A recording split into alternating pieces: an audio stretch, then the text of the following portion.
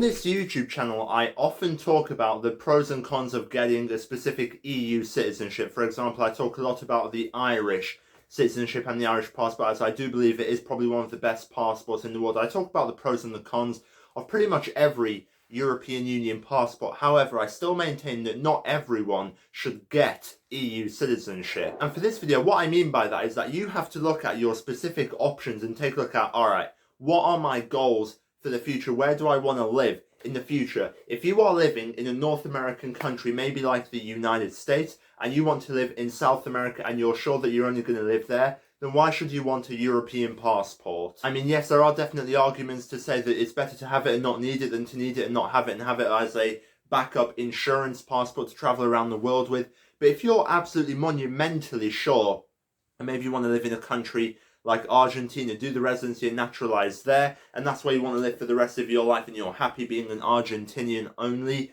then having that EU passport probably isn't going to be that beneficial for you. Now, if you can get an EU passport through citizenship by descent, if I was in that case, personally, I'll still get it because you don't really have to live in that country, obviously depending upon the country that you are naturalizing in. But if you have European ancestry and you can get a European passport and you don't have to live in that country for any amount of time in order for you to get the passport, if that was in my scenario, I would still do it. One thing that I found with Europe is that not every European country works for everyone. For example, someone might absolutely love living in the Czech Republic. Other people might think, you know what, it's not really for me. Maybe I prefer Slovenia or something like that. Maybe someone says, you know what, I want to move to Greece. Some people might want to move to Italy. So it's completely different for every person. And not only that, on the global sector as well, some people might think, you know what, I'm not that keen on moving to Germany. Instead, I want to move to Guatemala and live there. So having a German passport in Guatemala, if you already have a strong passport to begin with, is it going to be beneficial? Probably not. Chances are, if you have a strong passport and you want to live in Guatemala, you're probably going to strive to get the Guatemalan passport. So all in all, while I still maintain it is very good to have a European Union passport, especially if you want to move to Europe or travel across the international world, it probably isn't the best option for everyone. If I could get another European Union passport through citizenship by descent,